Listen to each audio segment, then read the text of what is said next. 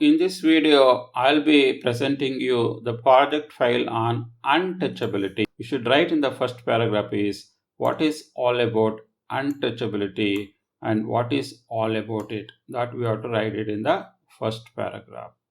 And once we have written what is all about untouchability, in the next paragraph we should write about what are the negative effects of untouchability. That we should write in the next paragraph. This is what you should write in your project file. And once this is done, the next thing we should do here is what are the various ways we can stop untouchability. That we have to write it in the next paragraph.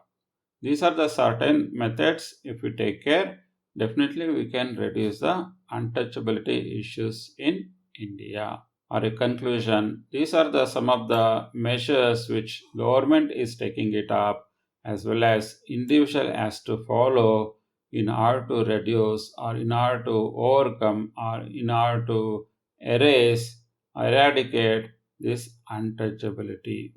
So this is how you should write the project file for untouchability.